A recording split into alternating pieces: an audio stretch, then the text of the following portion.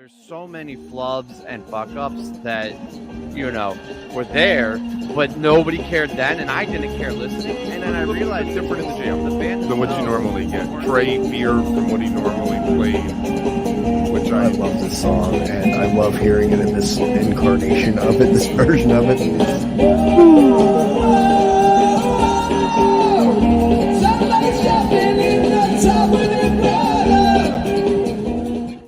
Welcome back to WOOK Plus. I am Weekend Wook, joined by Kev the Great Went and T. We are here for the WOOK Club, where we listen to a different PHiSH song or sometimes Grateful Dead song each week, and then get together to relive it together and discuss. I'm curious to see what the chat thought of this show, and actually what you guys thought of the show. I feel like this might be a little bit polarizing for us, more so than other shows. Is this the first attendance bias WOOK Club we have? It's my first one. Had you guys been to any of the other shows we discussed? I don't think so. No. All right. So I guess we'll start with that. I was at the show. I went on this.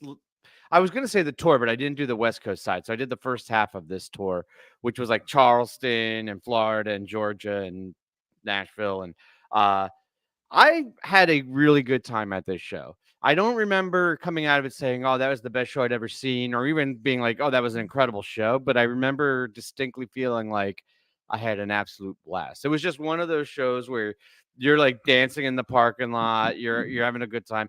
Now, part of it, I will admit, was it's an empty venue. It was, the floor was full, but like we were on the upper, I guess, 200s, the upper ring. And there was like 100 people per section, if that, or not even, like 50 people per section. So like we had an entire row to ourselves. So we were dancing and having a good time. No line for the beer, no line for the bathroom. And so, yes, there is attendance bias. I guess we should have put that out there as a disclaimer.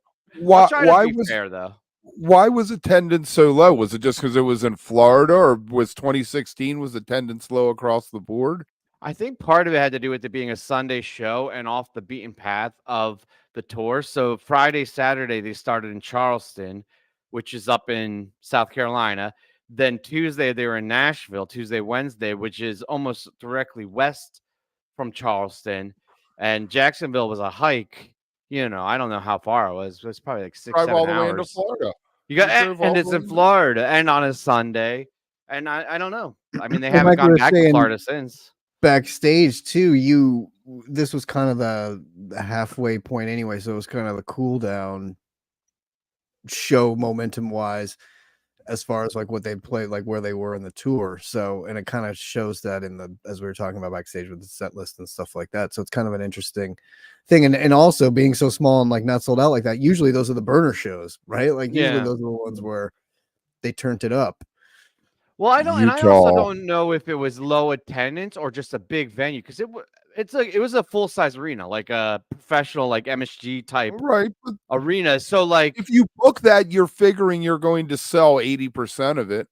I don't know. I don't know how many other venues there are in that part of Florida, that were appropriate in the fall. I do know they did in Georgia, they did Lakewood, like outside. Whatever that one is, and it was fucking freezing. So like, So even though, not Lakewood, Alpharetta, and it was fucking freezing. So it's like, I don't think you could even be doing the outdoor venues, even though it's Florida. You would think it would be fine. Like it was super, super cold. 16 was also a weird year, if you guys remember, because like 15 was a monster year with Magnaball and Dix, and 17 was obviously a monster year. But I feel like 16 was a Did they play Merriweather? If they played Merriweather, I saw them in 16. Yeah, I was at that show too. It doesn't jump out at me though. It was probably 2 nights because they were doing 2 nights there by then. Yeah. Anyway, you gonna jump into it? Yes. Is that enough setup? I think that was enough setup. Everybody knows where we were. This wasn't that far away. Like a bowling pin. Cool. I loved it. I loved Kill Devil Falls. It was type 1. And fuck yeah. Good opener. Good for you, Trey. Yeah, it was a little tame for what Kill Devil Falls can be, but I didn't mind it at all. Like it was, it did its job and it was fun. I really like this too, Kev. I was thinking this was a pretty strong opening. I mean, if you're gonna get it in the first song and get it over with. So good. Damn. Yeah, I mean that's fair. It's crazy to have another 2-spot Moma. I was like, I don't That's know. I where it feel like I've lives. always known this, but never really thought about it until recently. And now everywhere you look, you're just like Moma in the 2-spot, Moma in the 2-spot. Mm-hmm. Yep. It works in the 2-spot. I mean, it makes sense It's, there. you know, right here we're building a greatest hits set list. You know, if I was there, I'd be thinking, yeah, we're probably going to get a bunch of short ones, and they do, and they run through them. They do solid versions. You know, nothing that you're going to be like, yeah, that's going on my greatest hits tape.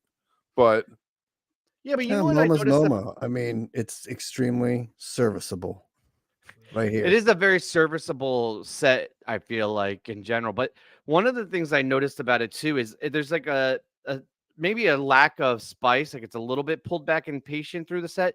But the other side of that, the return, is that it's also really clean.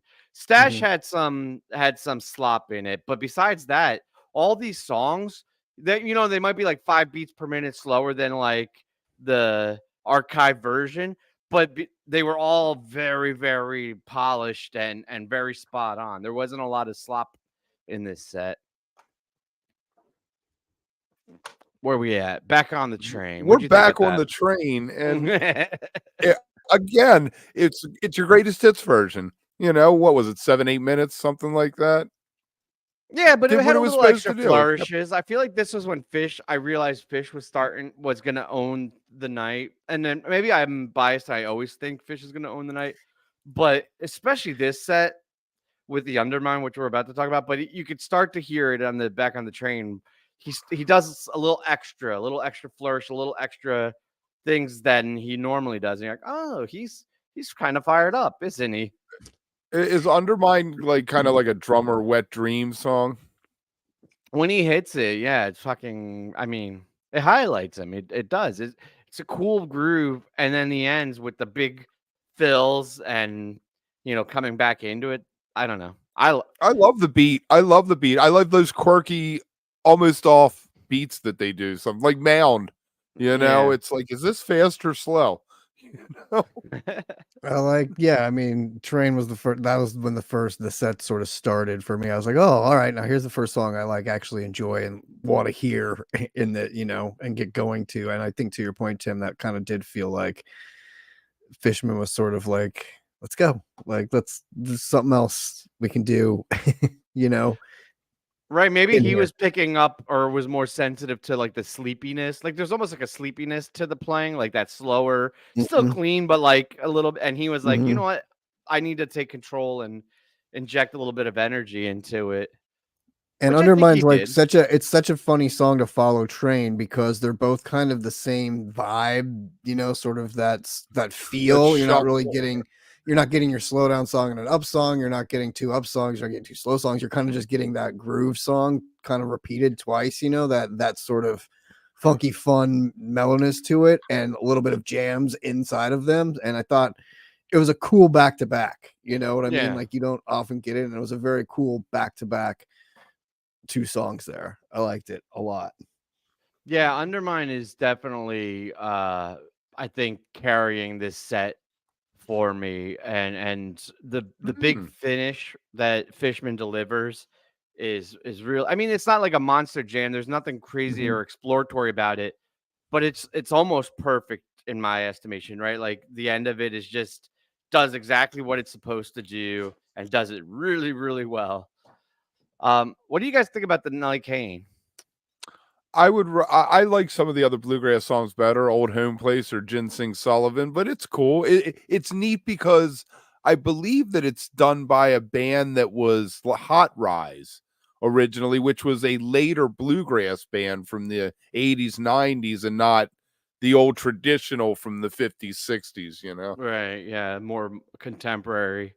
It's like what 2.5 minutes or something. Like it's so you're in and out. Like it's just such a like a mic little like boop. It's a like sparkle. It's a yeah. sparkle kind of thing. It is. It's just, and to your point, Kev, it's that there's just such a litany of bluegrass songs. It's just that like I don't have a problem with it. Whenever there's way worse Mike songs as we've talked about. It never kills a set. It's kind of just a fun tune. Like I'll take it whenever, especially back then. You got, or I always think it's like 1.0 still, but like in 2016, you don't Back get it then, because we all the got way it in in 1.0. 2016. We got it a lot more back then. Like it's just sort of part of first sets a lot of times. So it's so fast. It's a slow song because you can't dance to it. So you just stand there for 2.5 minutes while they run through it. exactly. I was kind of really high on it, and you guys know I'm usually probably one of the biggest critiquers of Mike's songs, not Mike's song, but I think maybe it's because it's so fast or it just works for him, and I like it. I think this should be in heavier rotation than a lot of his other songs. So There no, you it's go. good. Yeah. Stash, man, what the fuck was happening with this Stash? It started off pretty good, maybe a little bit sleepy, but it just got off, and then they really couldn't recover with it. It felt like there was a little bit of slop in it. Dude, I felt like 8 minutes on, they started trying to find it again, and it was really a beautiful little piece of music because they were trying to find it and going Yeah. and like sticking with it instead of Trey just ripcording into the riff. I mean, there were moments, but yeah, They maybe stuck I'm being with too it. hard on it. He did. It Yeah. gets I mean, tenacity. he was reeling it in. Like no I matter don't know what if it that's took, a good thing or a bad thing. he was not throwing the line away. Like he was bringing that fish back in. So yeah, and I like when they did do the re-entry back into it. It kind of felt rewarding because you're like, all right, we made it. Woo! You did it. Oh, then yeah. It's like Jimmy got his boat ashore in that song. You know? Exactly. Jimmy never got his boat ashore. They got the boat ashore tonight. Yeah, He got I'm lost glad on the fretboard. I'm glad he stuck with it, though. I mean, I guess that's better than the alternative, right? Right. All right. You guys want to There were more egregious things, probably. I gotta like take a deep breath, maybe have a sip of my drink before we get into this Petrichor. Let me just say that the Yes, album you start, version, because I think T's the, gonna just the unload album, on it. the album version and Bob Ezrine's production on that is the one time I feel like Bob and PHiSH really were on the same page. It could almost be like Trespass era Genesis listening to that album version of it. Live, if I wanted to go see Genesis, I'd go see Genesis and see these long composed songs, but you know, people are going to be like, oh, Fluffhead Reba, but this is much more complicated, I feel like. And it's not more complicated. It just misses the mark. It honestly, I feel like it has the same issue as Time Turns Elastic. It's like Trey was just trying to do the Trey formula. I don't know this from anything except for my interpretation of it. It's like he composed all these things in his youth that hit. And then later, I felt like he tried the same formula, but it was a different time and he was in a different place and they missed the mark. And I feel like with Petrichor, it's the end that really misses the mark. I actually really dig the beginning of it, the syncopation, all the not acapella, arpeggios, you know, and the like the build-ups and stuff. But that like, you know, Carlton dancing like that whole thing is such nonsense. Like it just does not fit in a PHiSH show at all, in my opinion. And I think it just completely pulls you out of the show and makes the song not that good. And honestly, I think without this would be one of my higher ranked shows. But it's so bad that I think it pulls it down pretty wow. far. You just nailed the part that I like. It to me, it's. Do you like drift while you're sleeping? Like this feels like. Oh, I knew you were going there. I just It feels like listening to it tonight. I was almost like this feels almost like a rough draft of Drift because it just had like it has those. It never quite gets into that, but to your point, when it changes up, it doesn't belong in a PHiSH show. Just like the fucking reggae part of Drift. The reggae Drift. I like Drift except for the reggae part. It does not belong in a PHiSH show. Like it all of a sudden gets all freaking ridiculously stupid and ugh. So like with this song, I was surprised that I didn't hate it as much as because I think I was going into it trying to pick apart too many things with it and like be like, oh, I actually, like I said, I kind of dove into some things with it and like, you know, they've only played it 13 times ever. 6 times was on this tour, which I think you saw 4 of them. Yeah, I got the first like 3. It's like, goddamn. So I can understand why you would have kind of nightmares or PTSD to this song in like 5 days too. Could you imagine that? Do you know how much lack of momentum? Like it sucks. They only played 6 of it on that. They played 6 times on 2016. Then they played it once in 17, twice in 18, 3 in 19. So it's like it's kind of you kind of got the brunt of it, and then it's just sort of like petered off since then. So I But think they always do that. I saw the right, but that's landlady what I'm 3 saying, nights in a row. this song doesn't make it further than that, though. It hasn't come back. They did a whole New Year's around it, and right. it hasn't come back. Like it's not.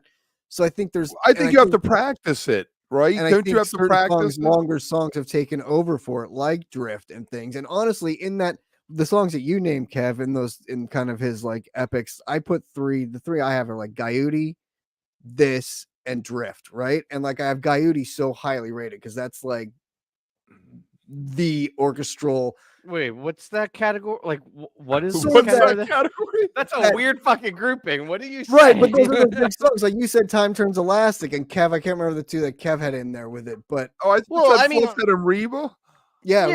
Reba, yeah, because Reba doesn't come back. Like it's composed once it gets out there, but these still have the lyrics in it. Like there's still a song that it comes back to in between the where it gets out there and the jam stuff. Like Drift comes back into singing. This comes back into singing at the end. Coyote comes back into singing. So that's why I kind of equate these 3 in that sort of that feeling. Yeah, but of so those does like songs. Fluff and Rift and all those songs. I Right. think he had a formula that just worked before he was a dad, right? Like I think it got the Yeah. dad rock thing, maybe that made it kind of soft. I But don't I know. feel like he Soft's always- not even the right word. It's just something about it just doesn't sit He always right. tries to write these like these longer, different where sections break up and have different parts in them that don't musically always work. Yeah. You know what I mean? Like you can't just go into the Charleston. You can't just go into a reggae tune. I don't know. Do they know when? Do they know when a song doesn't? Do you think Trey knows when a song just isn't hitting? After the fact, yeah, probably. Because he talks about a lot how they feed off the energy in the room.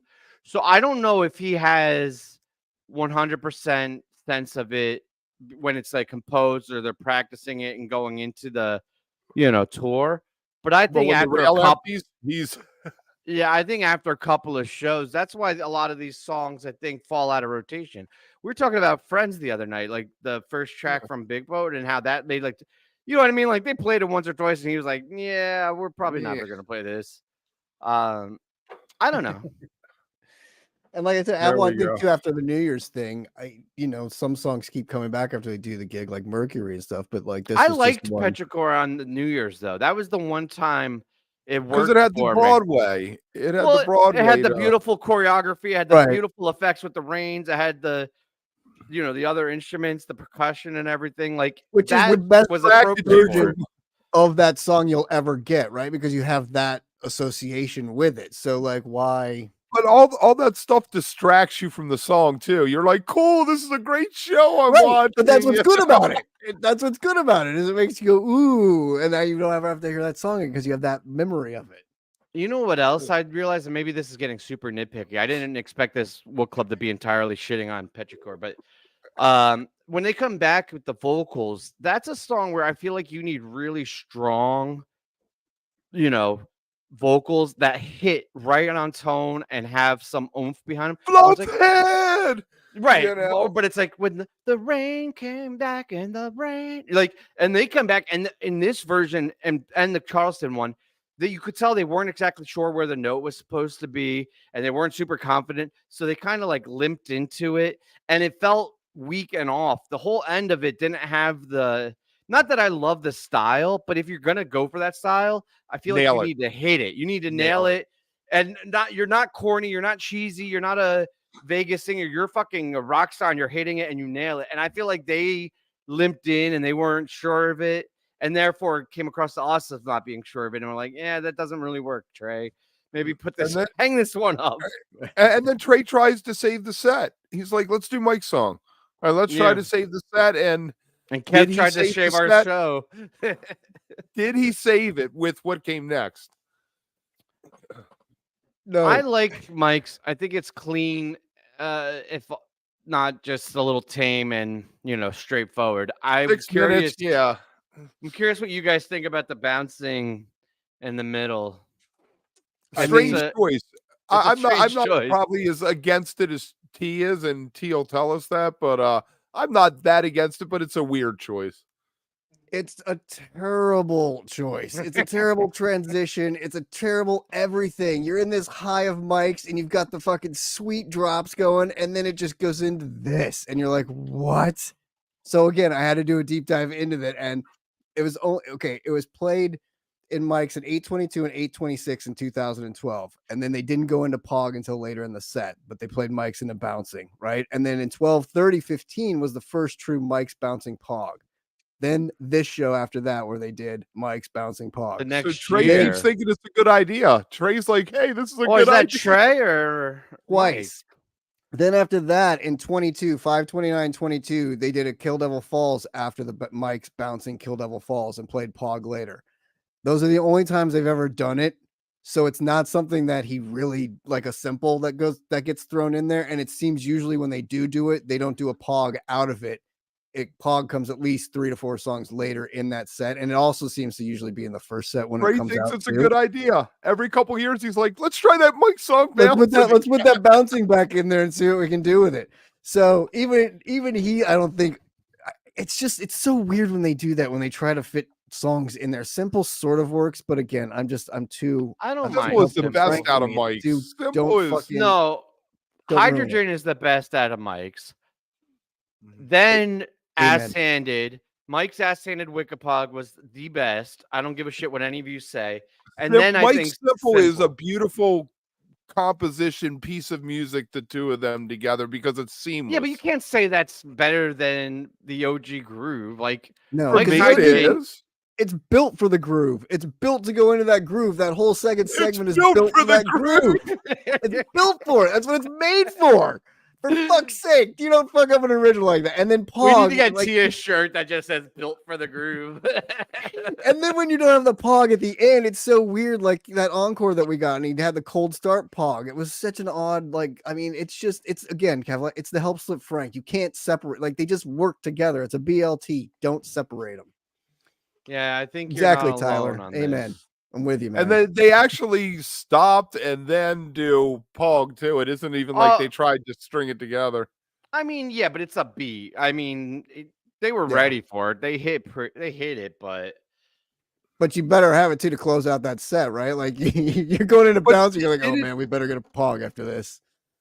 For me, my highlight was Stash falling apart and all. I felt like it was the only time they really went type 2 in the whole set, and everything else was very, hey, check me out. I'm Trey. Let me do a solo for you. Let's move on to the next song. Yeah, my highlight was Undermind. But I like the Back on the Train Undermind. Yeah, I agree, Tim. I thought those two songs were sort of the meat of the set, and I had fun with them. So, yeah. All right. So, real quick, tomorrow night we have WOOK plus Live 9 Eastern. Yeah, we got John Herman coming. Oscar nominated John Herman. Yeah.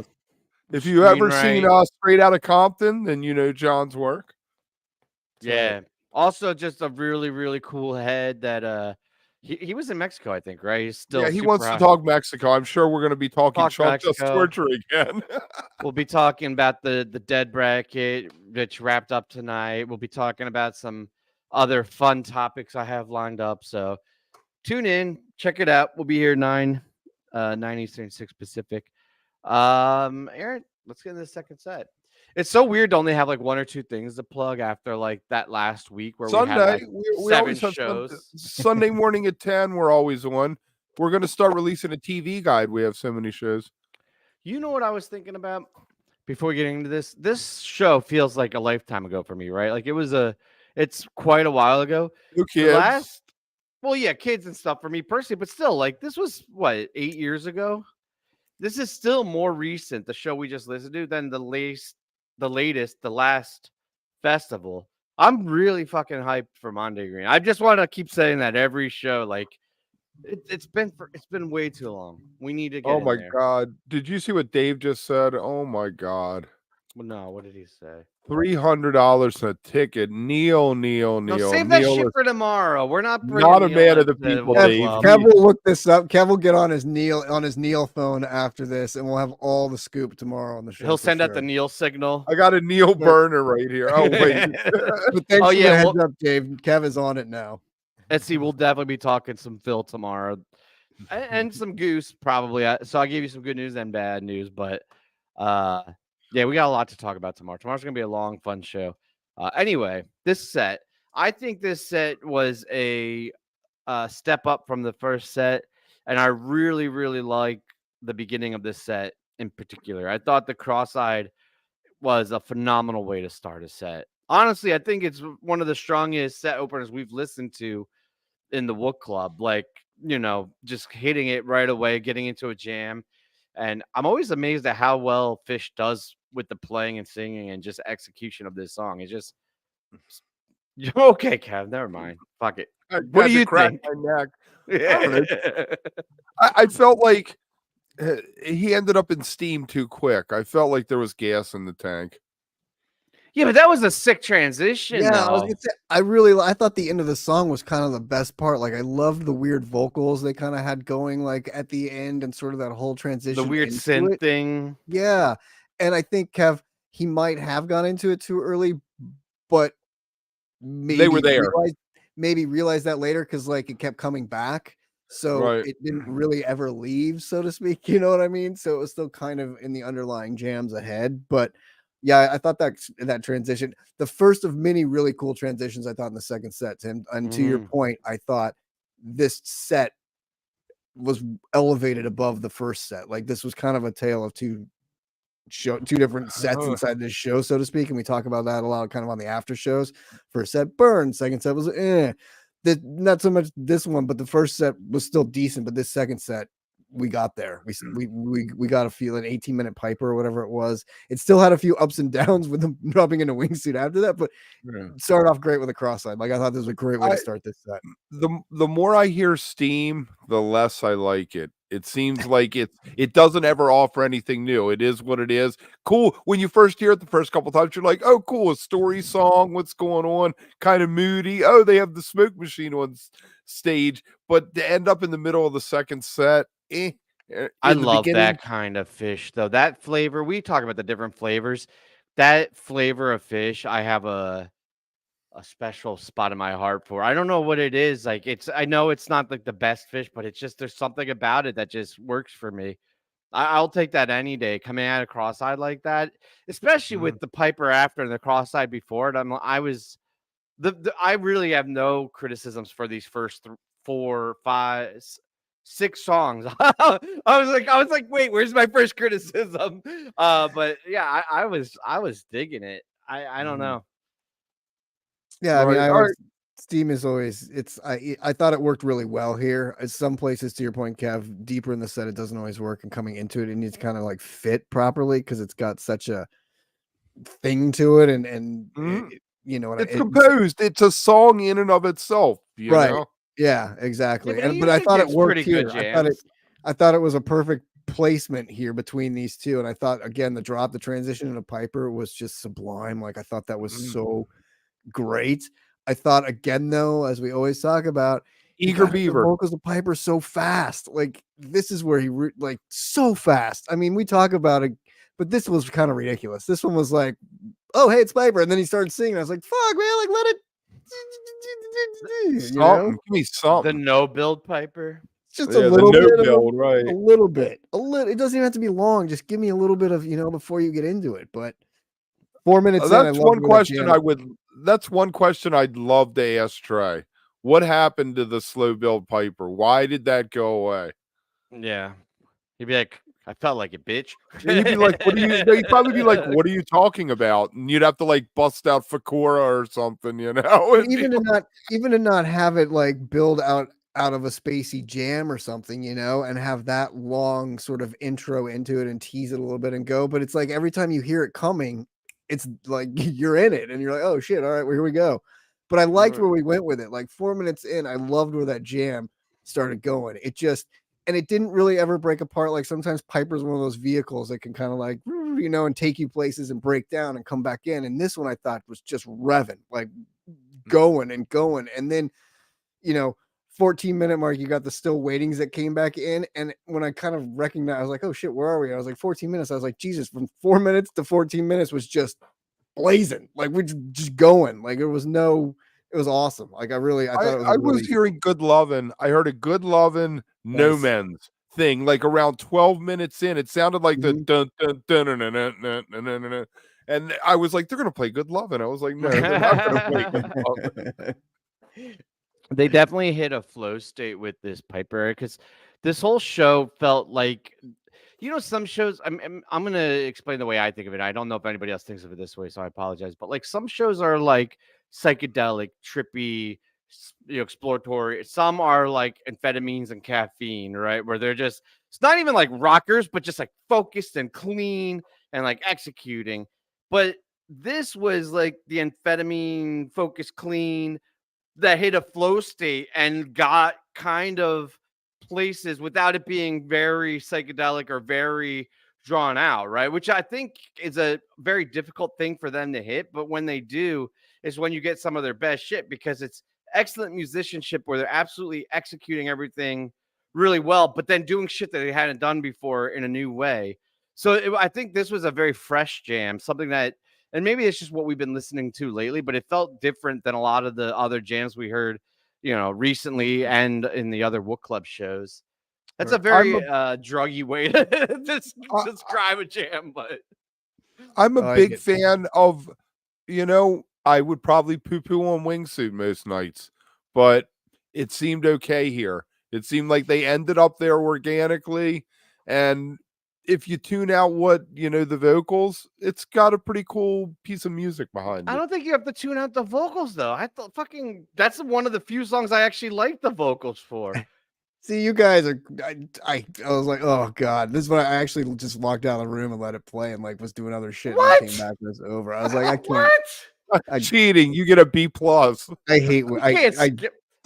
I hate this song. Like it's not one of my favorite. One of my buddies loves this song, and so every time I love this song, I'm just not a Wingsuit fan. I don't care. Go for it. So tomorrow, one of the topics I want to talk about is Wingsuit with everybody. No, is guilty pleasures. It's like songs that you just have an irrational love for when everybody else is like, I can't believe. And I don't know if it's, how everybody, what the average is, but I fucking really like this song. And it's grown on me substantially over the years. Like I've liked it more and more. But listening to it, I was like, this is fucking awesome ripping guitar. The wow, wow, like at the end. I actually appreciate the whole, like, you'll never, make the major shooting part. Like, I like the whole, like, feel of it. Like, I don't know, man. I'll tell you this. It was so bad that they had to take Sparkle from the first set and throw a first set hard rocking, like get people out of their seats song after that because it was so bad. Like Sparkle, he was like, Jesus, man, I had this great rip and Piper, and then I just threw the brakes on and killed the vibe. We got to get everybody back up and going. This is a very early example of 3.0 fourth quarter poop in the bed from Sparkle. And even though I love Sparkle and I love Antelope, was great. Sparkle was great. I think Waiting was the only one that I was like, and that was again Sparkle and the Wedge, which again you're taking two.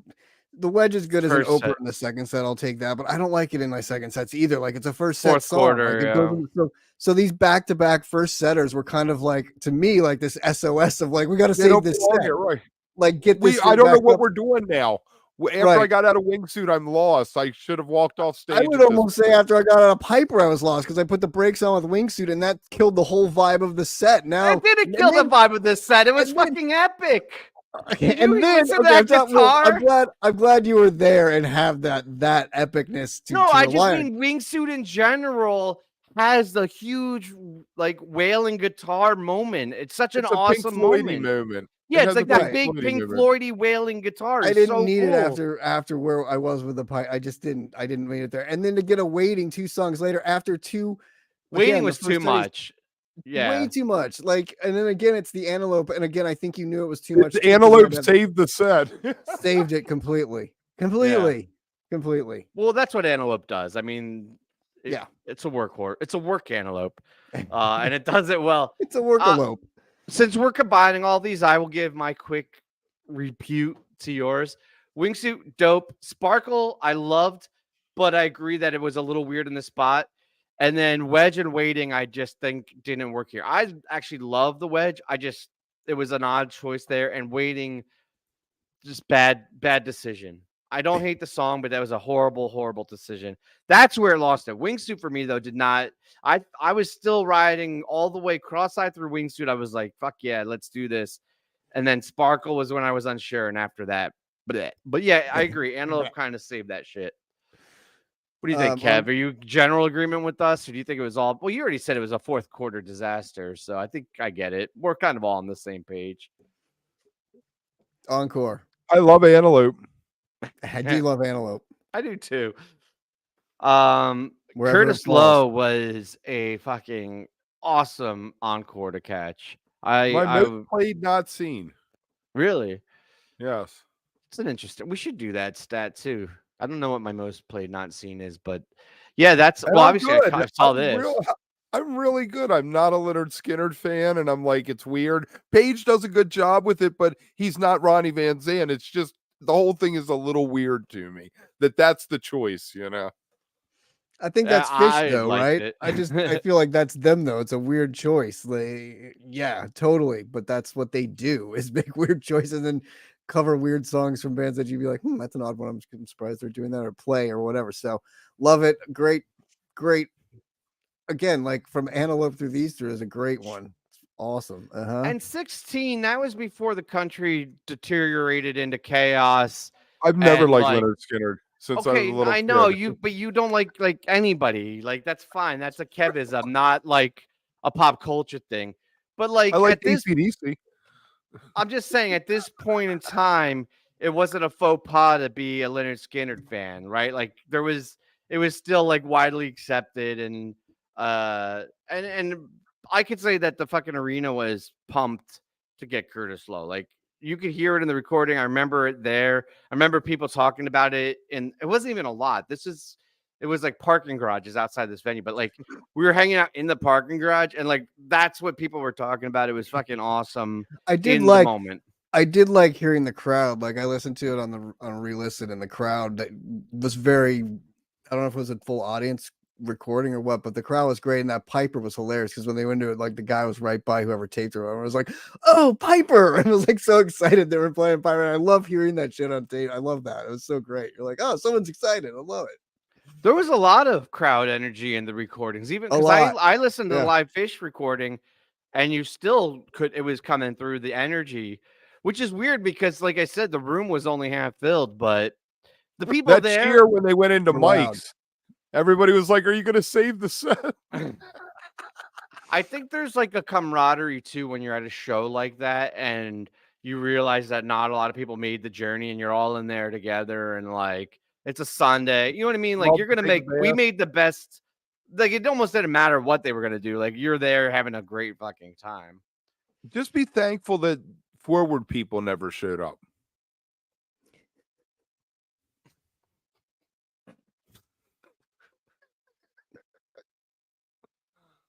I think Zero was a proper. I'm just moving on from Kev. Remember that bit we used to do with Chad where we were just like Kev would say Let it something. hang. We just let it hang. We used to go like 3 minutes. I guess we've evolved since then. We're not gonna let it sit for 3 minutes of dead air, but yeah. And then Character Zero is a strong end. I think. How you want to end that kind of a show though, because it kind of needed that. Yeah. So listen, I think if you look at it versus every show ever always, which is kind of the what you do with WOOK Club because there's no parameters. Yeah, it's a mid show. I don't think it's a terrible show. I don't think it's an outstanding show. Yeah, it isn't the worst ever. I think night 3 of a fall tour in 16 on a Sunday in Florida, in between Charleston and Nashville, I think it did exactly what it needed to do. I think it was really fun for the people that went to see it, and I enjoyed just some it for weird choices. The second set had some weird choices for me. The first set, like I said, I loved the first set. It was just Trey. Hey, I'm Guitar God Trey. I mean, did you at any point when you were listening to it? Let me ask it like this: like you got to listen. Did it feel like homework, or were you enjoying yourself listening to it? That's how I wanted can tell. to skip Petrichor, and you told me I had to listen to it. I know I should have let you skip Petrichor because then you probably would have felt much higher about the show. That was the only time listening that I felt Like, Is this it was over yet? How many? tedious. Right. How much more I is think left? every week is homework. Like every week is like, oh man, I gotta listen to this show. I'm like cramming it. But then once you're listening to it, I don't know. You always get into it, like whatever. And that's what I like about the random shows is you get things like this where it's not great, but it's not shit. It's kind of just like, you know, it's interesting to go back. The only time I ever heard this was when they played it. I watched the stream, and that's the only time I've ever heard it. It didn't jump out at me when you said the date. There was nothing that, you know, but the Piper was good. The Piper was a standout. I love the stash falling apart. I'll always take an Antelope, so you take what you and I get. like being able to go back and listen to these. It's fun. Like it's an interesting little you know, trick through some of the shows you don't often might skip over or not always hear. So it was fun. It was cool to hear. It's good to listen. How you doing, Franco? Hey, Franco. I'm gonna explain it just because I feel like we got some new people in chat tonight. So this is the WOOK Club every week at Tuesday at 10 Eastern. What? No, the wheel. We're gonna do the wheel tomorrow. I'm gonna give people a chance to comment. We'll do it on Live.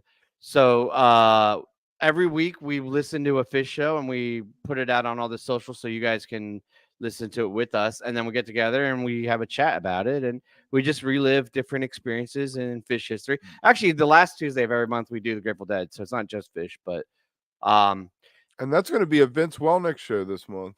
Yeah, how are you not spinning the wheel tonight? What do you mean we're waking off? Yeah, let's spin the wheel, man. Yeah, this is the show you spin the wheel in. It's WOOK Club. Like that's why we've been hanging out for 40 minutes. WOOK Club now. I don't have the wheel, man. What do you want me to do? Like we're gonna do it tomorrow. Shit, the wheel's busted. The wheel's busted. We gotta fix it. I mean, I could just pull up the comments and randomly pick a show if you want me to just go with the first one I pick. We'll spin the wheel tomorrow. It's the whole spectacle of it, though. You got to tune in tomorrow, 9 Eastern. Yeah, and well, the whole point, what I was going for is if you want to suggest a show for March, we're taking total requests. Comment on this video, you know, not the live comments afterwards, and tell us what show you want us to listen to, and then we'll put it on a wheel, and then tomorrow on Live we'll spin it. And we'll pick a show, and then we'll. But you don't get another entry. This wasn't my entry. It was your entry. No, it wasn't my entry. Somebody else put it. I think Ed put it in. I'll find out. Ed, did you put this one in? It was his first show. Yeah, somebody was saying it was their first show. So yeah, it was Ed's, not mine, motherfucker. Yeah. God damn, Kev.